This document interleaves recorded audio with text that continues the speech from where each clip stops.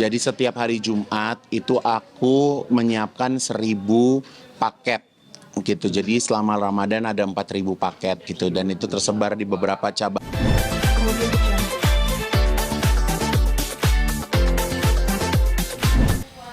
Ya, aku bersyukur aku punya Pak Ustadz sebagai pembina dari Rumah Tahfiz Quran yang memang selama ini aku juga bekerja untuk anak-anak. Ada 86 anak dan tidak menutup kemungkinan untuk bisa bertambah ya. Jadi memang apa ya? eh, Terkadang kalau misalnya kita cari dunia terus nggak ada yang kita bisa bagikan buat sekitaran kita kan juga rasanya nggak fair ya gitu karena aku dikasih kerjaan setiap hari gitu kan jadi aku yang kerja mereka yang doain gitu jadi ya alhamdulillah jadi ingat apalagi anak-anak juga di luar bulan Ramadan mereka juga suka puasa Senin Kemis ya Pak Ustadz ya. Malah saking semangatnya pernah suatu saat aku udah ngirimin makanan buka buat anak-anak, ternyata anak-anak pada pulang ke rumahnya masing-masing. Yang ada aku langsung ngamuk, sang matahari langsung langsung mencak-mencak ya, karena kan udah terbiasa tuh. Jadi Senin sama Kamis kirim makanan kan, terus kayak gitu suatu Kamis apa kalau nggak salah ya. Oh, aku bilang ya, aku bilang ke orang rumah, aku bilang aku mau buka puasa sama anak-anak, aku mau buka puasa sama anak-anak dong, anak-anak suruh ke rumah, aku bilang gitu. Sudah gitu udah dong, ternyata makanan udah dipesen, catering udah dipesen, ternyata anak-anaknya nggak ada yang pulang, nggak ada yang ada lagi stay. Jadi mereka pada pulang, tapi ya itulah lucu. Banyak anak, insya Allah banyak rezeki ya gitu. Jadi aku bilang sama Pak Ustadz juga ya mengurus yayasan ini kan tidak mudah ya gitu. Kita tidak bisa memaksakan orang lain untuk berempati atau berdonasi gitu karena kan kita sifatnya adalah sukarela gitu. Jadi aku bilang sama Pak Ustadz, udah Pak Ustadz tenang aja gitu. Pokoknya yang penting kita bisa ngebangun ini pelan-pelan tapi pasti gitu kan. Jadi ya udah. Jadi kayak Pak Ustadz nih gercep juga. Pokoknya kalau nggak tahu ya kita ada kayak kode alam ya. Kalau aku chat tuh berarti Pak Ustadz udah butuh duit. Kayak kemarin kan aku bilang aku lama nggak ngechat, kayak sebulan nggak ngechat. Kau bilang rumah sampai mana? Oh ini Kaigun tinggal jendela sama ini. Oke hari ini kirim. Hari ini kirim, besok jendelanya udah dipasang tuh. Jadi memang beliau udah booking duluan ya. Udah booking duluan. Jadi ya alhamdulillah lah gitu. Jadi maksud aku siapapun teman-teman mau mampir ke sini, mau jenguk anak-anak kita, silakan. Mau kalau lagi ada acara juga mau undang juga silakan ya gitu. Tapi kalau saya sama Pak Ustadz memang dari tahun-tahun aku paling jarang kasih rezekinya tuh lewat anak-anak. Karena aku lebih seneng mereka itu belum diajarin nyari uang. Kalau anak yatim kalau diajarin nyari uang, giliran nggak ada yang manggil, ntar ngedumel, nggak ada yang manggil kita apa nih, gitu kan. Jadi ya tugas mereka kan di sini belajar, kita rawat, bukannya bekerja, gitu kan. Jadi aku membiasakan sama Pak Ustadz seperti itu, gitu ya. Mungkin pemikiran aku ini dianggap salah orang-orang, aku juga terserah aja gitu. Tapi aku punya cara sendiri untuk bisa ngerawat anak-anak aku gitu. Jadi aku mendingan aku yang beliin sepatu, kirimin baju gitu kan, kebutuhannya gitu. Jadi jangan mereka istilahnya udah kayak artis, ya kan. Besok kesini gitu. Jadi kalau aku sih lebih suka seperti itu. Apa yang bikin penggerak buat Kak Ibu sendiri? Aku tuh sosok yang nggak bisa dikasih proposal ya. Jadi kalau aku dikasih proposal nggak bakal gerak aku. Jadi justru Jadi ceritanya tuh kemarin apa namanya, aku mau cari kontrakan rumah buat anak-anak, inget nggak? betul. Karena di sana udah nggak layak untuk ditempatin, aku mau cari rumah. Tapi ternyata Pak Ustadz udah ngobrol sama Rangga sama tim aku bahwa Pak Ustadz ternyata lagi ngebangun, gitu mau ngebangun gitu. Jadi ya udah. Pak Ustadz sedikit dong. Gimana? Kan misalkan belum tahu ya, Pak Ustadz tuh kenal Taigun dari kapan sih? Sosoknya seperti apa sih Pak Ustadz? Saya sedikit nyambung apa yang tadi disampaikan Kak Igun. Saya belum lama, artinya belum bertahun-tahun kenal Kak Igun, tapi memang beliau sudah luar biasa. Betul apa yang disampaikan tadi Kak Igun, bahwa beliau ini orangnya emang nggak senang diminta, dan saya juga nggak pernah minta. Saya mintanya Kak Igun lewat hati, doa sama Allah. Betul kata Kak Igun tadi. Artinya saya sering berdoa begini, ya Allah, gerakan hati hamba-hambamu yang soleh, yang dermawan untuk membantu pesantren ini. Alhamdulillah, salah satunya adalah Kak Igun yang tergerak, yang dikabulkan doa itu, doa saya, doa anak-anak semua. Dan subhanallah, saya kenal Kak Igun, dia orang yang baik, orang yang soleh, insya Allah. Kami doakan selalu biar Kak Igun selalu ada dalam ridho dan lindungan Allah Subhanahu Wa Taala. Ya, Allah mudahkan segala urusannya, rezekinya, lancarkan apa yang menjadi harapan dan doa-doanya. Seperti itu kelihatannya. Kak, secinta apa sih Kakak sama anak-anak nih Kak? Ya cintalah, nggak punya, nah, anak saya di yayasan banyak. Aku punya 2 yayasan sekarang. Ada yayasan yang sering lomba keluar ke internasional lewat ajang beauty pageant sama anak-anak ini. Jadi nanti kalau rumahnya ini udah jadi, aku targetin anak-anak aku harus prestasi. Mau ke lomba tahfiz, lomba azan, lomba apapun yang berskalanya udah bukan nasional lagi. Aku pengennya berskalanya internasional. Jadi rumah ini bukan menjadi rumah belas kasihan orang, tapi rumah ini benar-benar menjadi rumah tempat belajar gitu. Kalau perlu nanti kita hadirkan guru-guru yang hebat-hebat ke sini untuk bisa langsung mengajarkan ke anak-anak gitu. Jadi di sini benar-benar tempat tahfiz Quran yang berprestasi. Jadi berprestasi itu bukan hanya di agama, tapi juga di akademis mereka juga hebat supaya mereka dapat beasiswa gitu kan, sampai kuliahnya juga yang bagus gitu.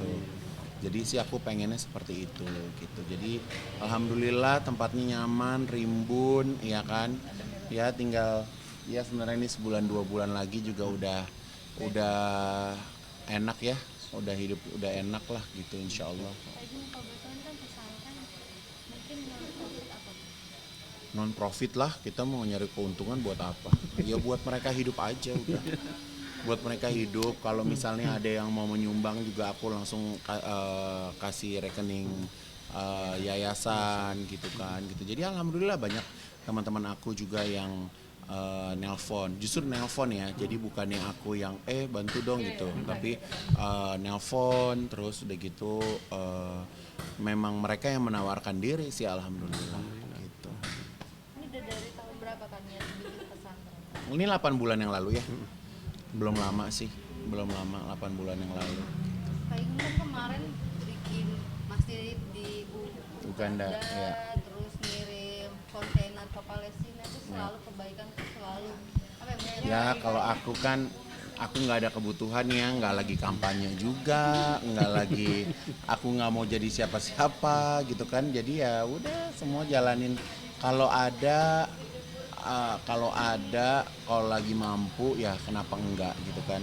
Jadi aku punya prinsip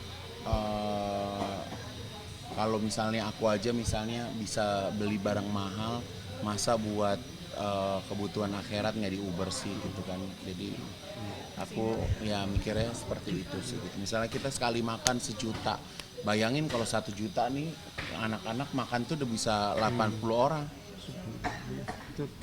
Iya kan, bayangin kita kalau teman-teman mungkin sekedar ngirim ke sini, ngirim telur atau ngirim beras gitu kan, mereka tuh masak rame-rame di sini, mereka makan rame-rame, masak rame-rame gitu. Jadi apalagi kalau misalnya dikirimin, ada yang kirimin makanan yang orang waktu kapan aku pesen catering box yang komplit aja anak-anak bingung makannya mulainya dari mana.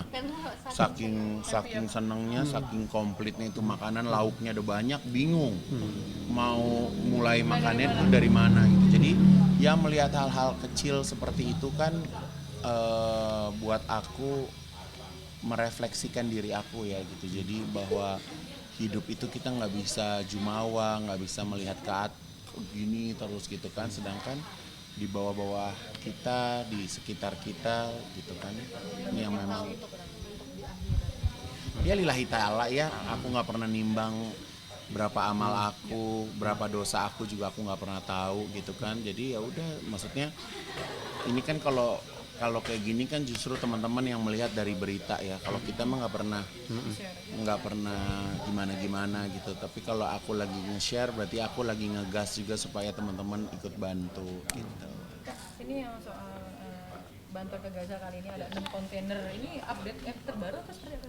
Ya itu update yang terbaru. Sekarang ada 2 ambulan juga udah siap untuk bisa dipakai gitu. Jadi ini aku minggu ini udah mulai mengurus visa. Jadi lebaran pokoknya tanggal 20-an lah aku udah berangkat ke Uganda, doain ya. Jauh tuh. Dari ibu kotanya ke kota di tempat masjid aku tuh 10 jam. Nggak ngerti deh bloknya lebih blok dari ini apa gimana, gitu nggak paham. Tapi ya udah lillahi ta'ala aja gitu, karena masjidnya masih sepi, nggak ada kaligrafi, nggak ada apa. Jadi aku mau pasang kaligrafi gitu, mau bawa mukena, mau bawa kerudung, mau bawa sejadah, karena memang aku kan takutnya kalau di Afrika mereka nggak, kebersihannya nggak bagus ya. Jadi aku nggak mau aku karpetin gitu. Dan aku juga ada menggaji marbot juga di situ yang ngejagain masjid gitu. Kak, ini euforia ketika bantuan datang di 6 kontainer ini sampai viral juga, banyak orang yang sangat berterima kasih dan mendoakan Kak Igun ya. Nah, Kak Igun sendiri senang nggak sih? Karena kan banyak yang juga mau nyumbang tapi tidak bisa sampai gini. Mungkin kalau bukan Allah juga yang berkehendak nih, bantuan juga bisa nyangkut gimana. Nah, Kak Igun gimana? Ya kalau aku sih balik lagi, kalau mau bersedekah, mau nyumbang, mau buat kebaikan itu harus ke tangan yang tepat gitu. Siapa nih kira-kira yang mau aku suruh jalanin gitu, karena kan aku nggak ada kemampuan untuk ngejalanin gitu kan. Jadi ya udah, semuanya tuh pakai feeling sih. Semua tuh pakai feeling. Jadi kayak nggak, aku tuh di rumah nggak bisa tuh ngelihat proposal gitu tuh, nggak bakal aku baca, nggak bakal aku buka aja pokoknya. Tapi kalau ngelihat sesuatu yang spontan dan hati aku tergerak, nah aku gerak aja dengan sendirinya gitu. Jadi ya mau di Gaza, mau di masjid di Afrika, mau bikin ini gitu. Jadi ya semua ya karena tergerak aja hatinya gitu. Kak, itu bentuk bantuannya apa aja sih? Kak, tadi ada food basket, terus apa aja sih? Kak, kalau boleh tahu? Kalau kemarin kita sempat baju anget, selimut, gandum. Kalau mereka makannya gandum ya. Terus aku nggak paham tuh isinya apa, tapi yang jelas tuh udah didusin satu-satu gitu. Udah deh, udah jam 3 ya. Yuk, closing dulu yuk. Terima kasih pemirsa sudah ngikutin aku, sudah ngeliat rumah Tafis yang saat ini sedang kita buat. Insya Allah bisa cepat selesai. Buat pemirsa yang mungkin mau mampir, silakan mampir. Nanti lihat di Instagram aku alamatnya ada di mana ya. Terima kasih. Senyum Pak Ustadz. Nah. Soal Kakak bagi-bagi buka puasa selama Ramadan ini juga. Jadi aku tiap Jumat itu aku bikin namanya Jumat tersenyum ya. Jadi aku kebetulan teman aku punya restoran namanya Dadar Beredar. Aku suka makan di situ. Ada salah satu menu favorit aku. Jadi setiap hari Jumat itu aku menyiapkan 1000 paket gitu. Jadi selama Ramadan ada 4000 paket gitu, dan itu tersebar di beberapa cabangnya Dadar Beredar. Itu aja. Syaratnya gampang, datang, senyum, makan, udah. Iya.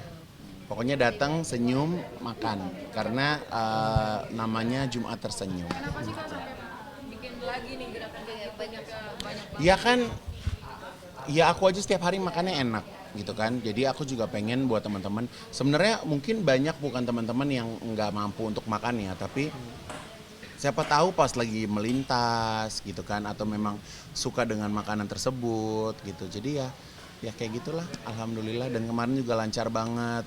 perdana tuh Kak kemarin. Kemarin perdana di hari Jumat kemarin perdana gitu. Jadi Antusiasnya baik banget aku lihat di Banyak bener gitu. Jadi ya alhamdulillah 1.000. Dan nanti aku mau tanggal 30 ada acara di Surabaya. Nanti aku mau datang ke Dadar Beredar yang ada di Surabaya.